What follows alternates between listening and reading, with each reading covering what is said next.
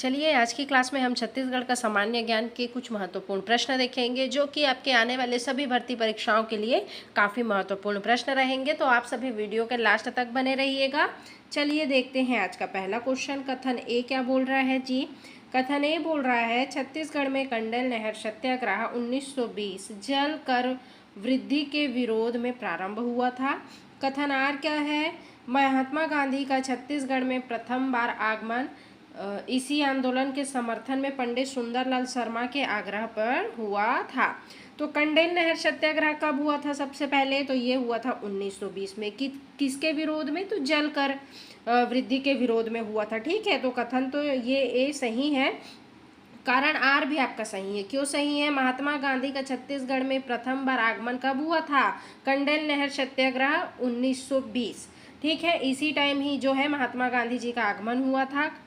ठीक, आंदोलन के समर्थन में पंडित सुंदरलाल शर्मा के आग्रह पर जो है महात्मा गांधी जी आपके छत्तीसगढ़ आए हुए थे। तो महात्मा गांधी जी छत्तीसगढ़ कब आए हुए थे? तो लिखिएगा 20 दिसंबर 1920 को। कब आए थे? 20 दिसंबर 1920 को महात्मा गांधी जी जो है छत्तीसगढ़ में महात्मा जी का पहली बार आगमन हुआ था। तो आपके कथन ए और कारण दोनों ही सही हैं। तो ए और आर दोनों सही है। आर ए की क्या करता है? सही व्याख्या करता है। तो आपका करेक्ट आंसर हो जाएगा ऑप्शन नंबर ए।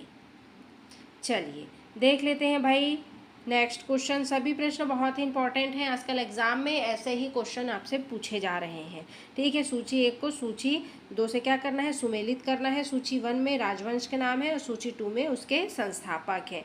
तो नल वंश, बताइए नल वंश के संस्थापक कौन है जी? नल वंश के संस्थापक हैं आपके शिशुपाल या शिशुक, है ना।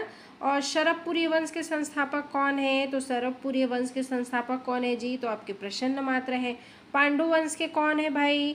तो पांडु वंश के हैं आपके महाशिवगुप्त बालार्जुन, है ना। और कलचुरी वंश जो कि आपके रतनपुर, आप सभी को पता ही होगा, इसके संस्थापक है कलिंग राज। तो ए का 3 कहाँ पे है?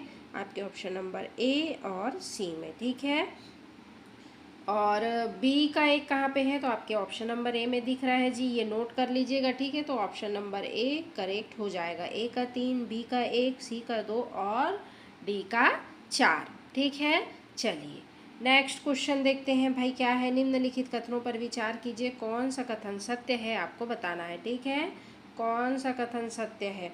अबूझमाड़िया जनजाति का मुख्य निवास क्षेत्र नारायणपुर का भुजमाड़ क्षेत्र है। बैगा जनजाति में लमसेना विवाह सेवा विवाह की प्रथा पाई जाती है।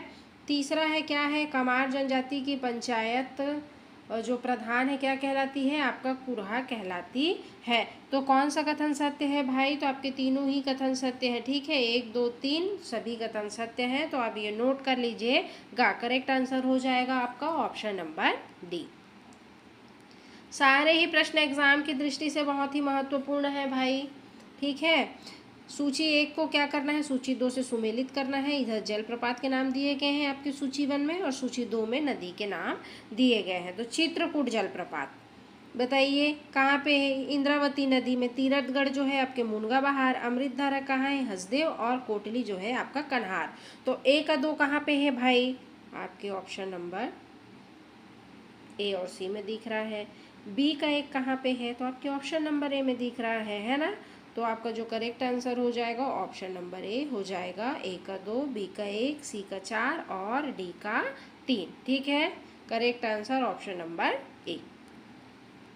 चलिए नेक्स्ट क्वेश्चन देखते हैं। निम्नलिखित कथनों पर विचार कीजिए, कौन सा कथन आपका सत्य है आपको बताना है। ठीक है, छत्तीसगढ़ का सबसे बड़ा भौतिक प्रदेश महानदी बेसिन यानी कि छत्तीसगढ़ का क्या है? आपका मैदान है।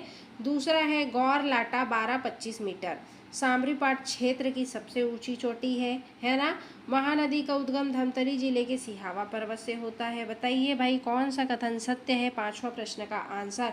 तो आपके तीनों ही कथन सत्य हैं, ये नोट कर लीजिएगा। छत्तीसगढ़ का सबसे बड़ा भौतिक प्रदेश जो है महानदी बेसिन, यह छत्तीसगढ़ का मैदान है। ठीक है, गौरलाटा आपका 12-25 मीटर है। ठीक है, इसकी ऊंचाई। महानदी का उद्गम स्थल तो आप सभी को पता ही है कि धमतरी जिले के कहाँ से? सिहावा पर्वत से, है ना। तो आपका करेक्ट आंसर हो जाएगा ऑप्शन नंबर डी। चलिए नेक्स्ट क्वेश्चन क्या है जी? कथन ए क्या बोल रहा है? भारतीय राष्ट्रीय कांग्रेस का 1920 का नागपुर अधिवेशन छत्तीसगढ़ में राष्ट्रीय आंदोलन के प्रसार की दृष्टि से अत्यंत महत्वपूर्ण था। कारण आर देखते हैं, इस अधिवेशन में छत्तीसगढ़ के अनेक नेताओं ने भाग लिया तथा स्वदेशी एवं असहयोग प्रस्तावित हुआ। बताइए छठवां प्रश्न का आंसर। तो आपका कथन ए और कारण आर दोनों ही सही है, ठीक है। और आर ए की क्या करता है, सही व्याख्या करता है, ठीक है। भारतीय राष्ट्रीय कांग्रेस का जो 1920 का नागपुर का अधिवेशन जो है छत्तीसगढ़ में राष्ट्रीय आंदोलन के प्रसार की दृष्टि से क्या था, बहुत ही महत्वपूर्ण था। इस अधिवेशन में जो है छत्तीसगढ़ के अनेक नेताओं ने भाग लिया था तथा स्वदेशी एवं असहयोग का प्रस्ताव पारित हुआ था, ठीक है। तो आपके करेक्ट आंसर क्या हो जाएगा, आपका correct answer option number A और आर दोनों सही है। आर ए की क्या करता है, सही व्याख्या करता है। नेक्स्ट क्वेश्चन क्या बोल रहा है भाई, सूची 1 को सूची 2 से मिलाना है, ठीक है। इधर सूची 1 में क्या है, कला, और सूची 2 में क्या है, प्रख्यात कलाकार। पंडवानी वेदमती शैली, ठीक है। आपके तीजन भाई, पंडवानी कपालिक शैली, झाड़ूराम देवांगन, नाचा, देवदास बंजारे, पंथी नृत्य, तुलाराम सिंह मंदरिया। बताइए आपको सूची 1 को सूची 2 से क्या करना है, सुमेलित करना है। पंडवानी वेदमती शैली किसकी है भाई, किसकी है, तो आपके झाड़ूराम देवांगन जी की। पंडवानी कपालिक किसकी है, तो आपके तीजन बाई जी की है ना। नाचा किसका है, तो तुलाराम सिंह मंदरिया, और पंथी देवदास बंजारे। तो 1 का 2, बी का 1 कहाँ पे है, 1 का 2, बी का 1 आपके ऑप्शन नंबर ए में है। तो आपका करेक्ट आंसर हो जाएगा ऑप्शन नंबर ए, ये नोट कर लीजिएगा। सारे ही प्रश्न बहुत ही महत्वपूर्ण है भाई, आप सभी मेरे वीडियो के लास्ट तक बने रहिएगा और ज़्यादा से ज़्यादा लाइक शेयर सब्सक्राइब करते हुए चलिएगा। नेक्स्ट क्वेश्चन क्या है भाई, कथन ए क्या बोल रहा है जी, 8वां प्रश्न का। संविधान संशोधन विधेयक पर सांसद के दोनों सदनों में मतभेद होने पर संयुक्त बैठक नहीं बुलाई जा सकती है। कारण आर क्या बोल रहा है, अनुच्छेद 368 के तहत संविधान संशोधन विधेयक का दोनों सदनों द्वारा पृथक पृथक विशेष बहुमत से पारित होना अनिवार्य है। 8वां प्रश्न का आंसर बताइए क्या होगा। कथन ए और आपके कारण आर दोनों ही सही है, ठीक है। ए आर की क्या करता है, सही व्याख्या करता है, ये आप नोट कर लीजिएगा भाई, ठीक है। चलिए नेक्स्ट क्वेश्चन देखते हैं भाई, सुमेलित करना है, ठीक है। इधर आपके सूची 1 में खनिज के नाम है, सूची 2 में उसके क्षेत्र हैं।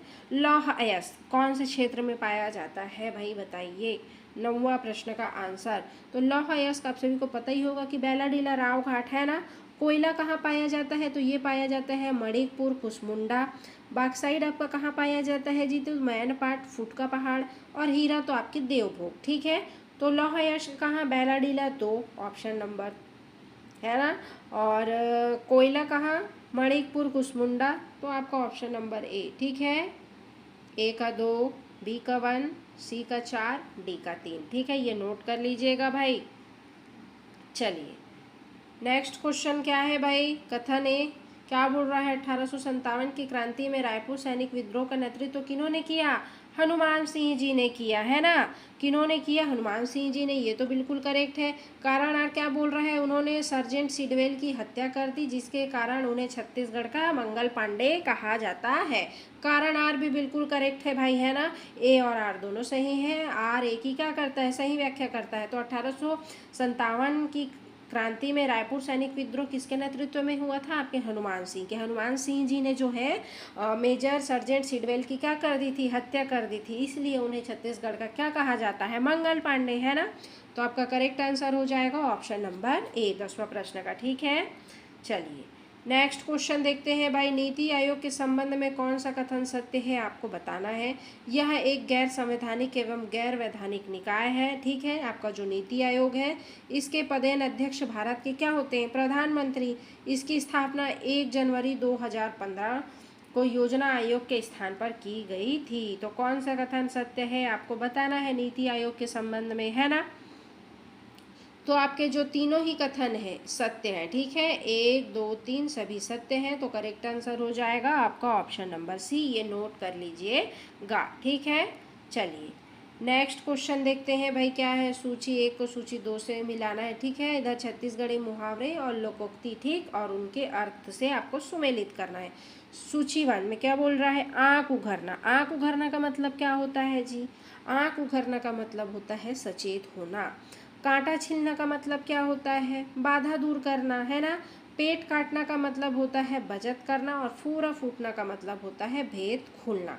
ठीक है, तो आपका ए का 2, बी का 3, सी का 4 और डी का 1 होगा। ये नोट कर लीजिएगा भाई, बहुत इंपॉर्टेंट है। ठीक है, करेक्ट आंसर हो जाएगा आपका ऑप्शन नंबर 12वां प्रश्न का ए। चलिए नेक्स्ट क्वेश्चन क्या है जी, कथन ए, भूमध्य रेखा पर वर्ष भर दिन और रात की अवधि क्या होती है, बराबर होती है। क्या होती है, बराबर होती है। ठीक है, आपके भूमध्य रेखा पर वर्ष भर दिन और रात की अवधि क्या होती है, बराबर होती है, बिल्कुल करेक्ट है।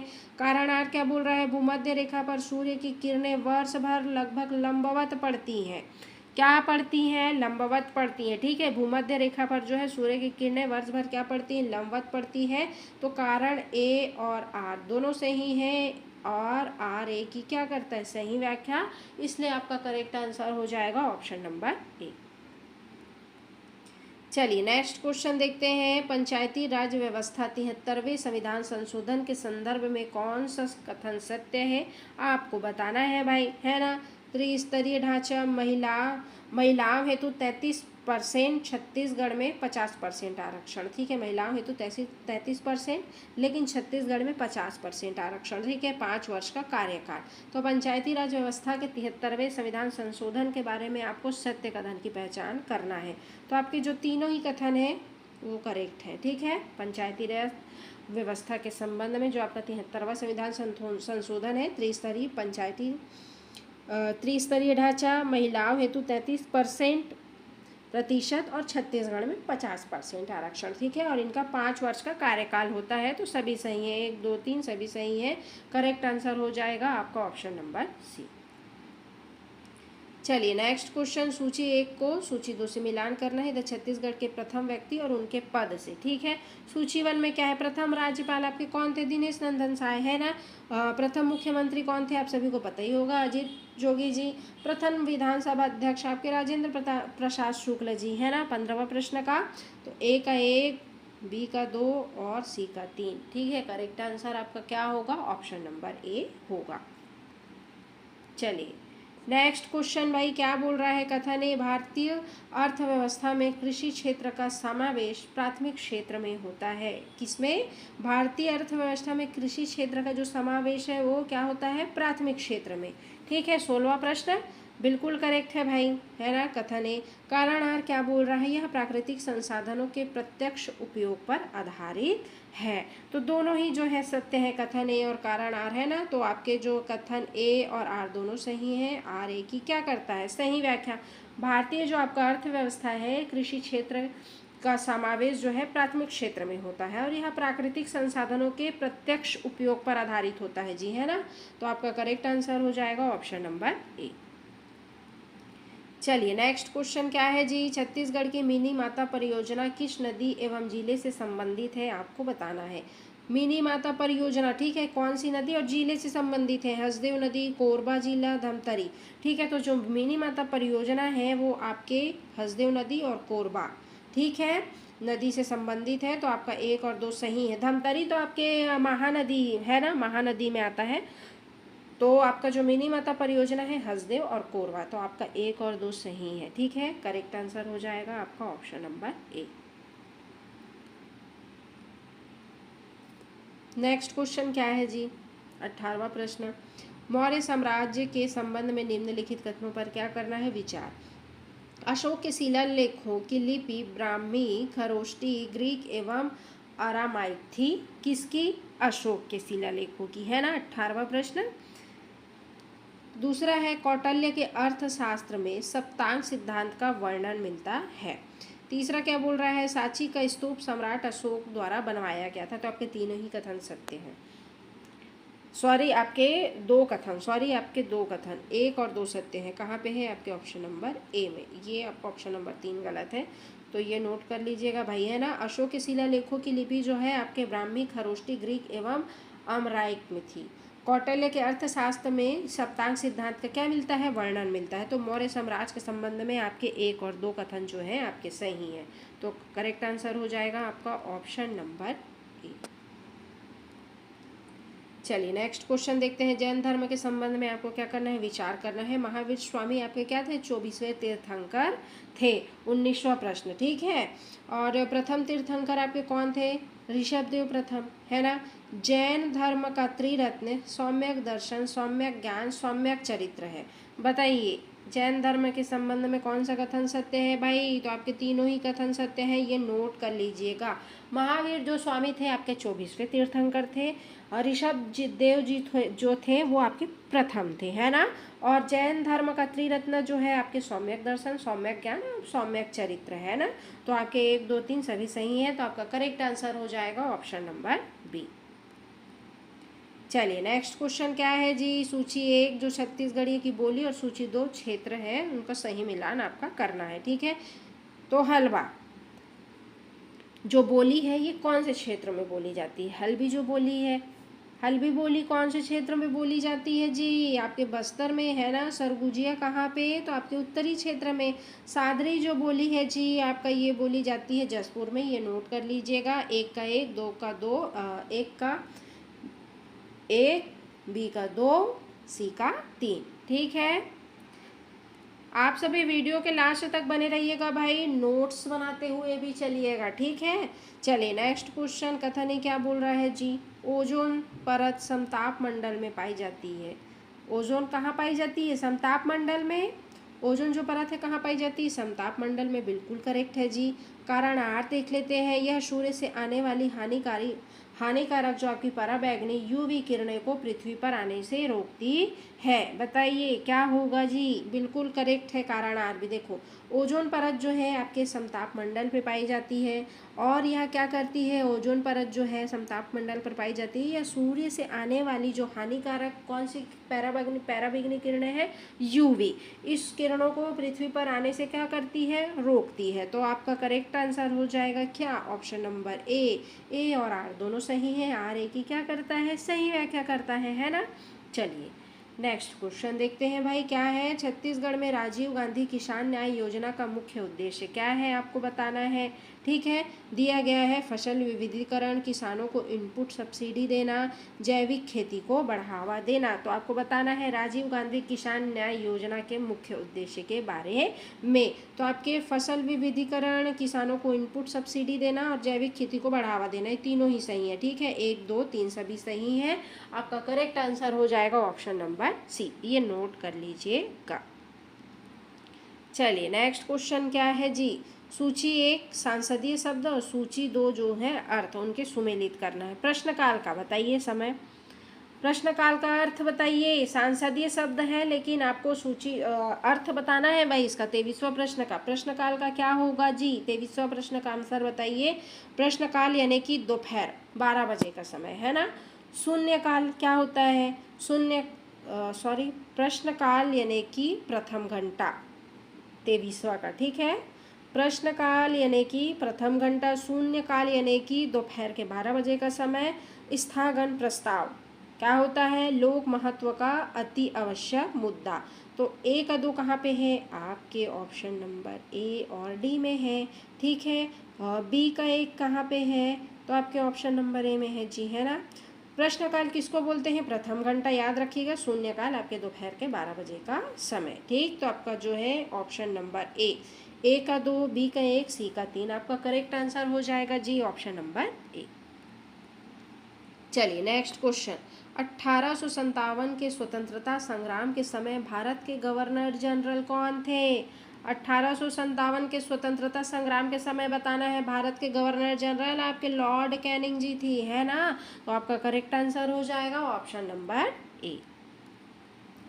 चलिए नेक्स्ट क्वेश्चन क्या है जी, नेक्स्ट क्वेश्चन है, छत्तीसगढ़ को धान का कटोरा कहा जाता है, बिल्कुल कहा जाता है जी, है ना। 25वां प्रश्न, यहाँ की मुख्य फसल धान है तथा यहाँ धान की सर्वाधिक प्रजातियाँ पाई जाती हैं, दोनों ही बिल्कुल करेक्ट है ना। धान, छत्तीसगढ़ को आप सभी पता ही होगा कि धान का कटोरा कहा जाता है, और यहाँ की मुख्य फसल धान है, और यहाँ धान की सर्वाधिक प्रजातियाँ पाई जाती हैं। तो ए और आर दोनों सही हैं, आर ए की क्या करता है, सही व्याख्या, है ना।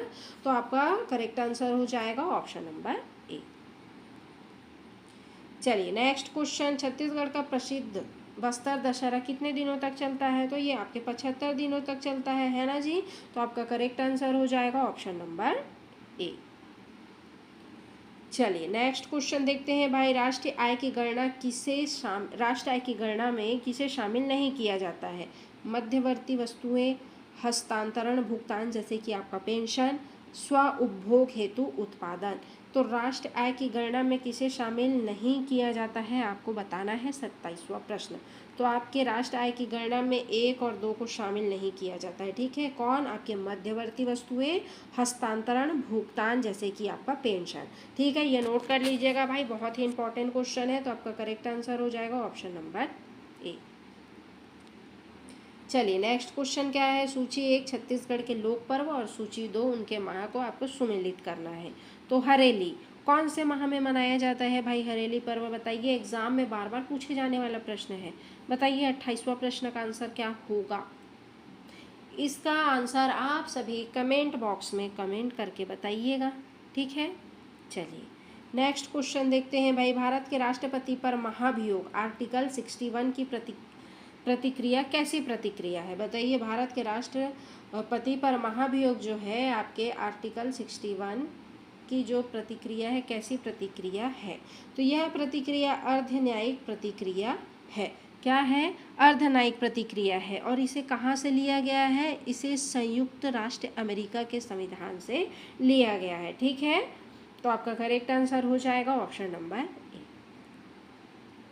चलिए नेक्स्ट क्वेश्चन देखते हैं भाई, सूची 1 में रोग के नाम है और सूची 2 में रोगजनक या परजीवी को आपको क्या करना है? सुमेलित करना है, ठीक है। मलेरिया बताइए, मलेरिया किसके कारण होता है जी? मलेरिया बताइए किसके कारण होता है? 30वां प्रश्न, मलेरिया होता है आपके प्लाज्मोडियम, वाइवेक्स और फॉल्सीपेरम। डेंगू किसके कारण होता है? डेंगू होता है आपके डेंगू वायरस के कारण। निमोनिया किसके कारण होता है जी? किसके कारण होता है? स्ट्रेप्टोकोस न्यूमोनिया। दिख रहा है आपको? टाइफाइड तो आपका साल्मोनेला टाइफाइड है ना। तो 1 का 2, बी का 1 कहाँ पे है? तो आपके ऑप्शन नंबर ए में है, ठीक है।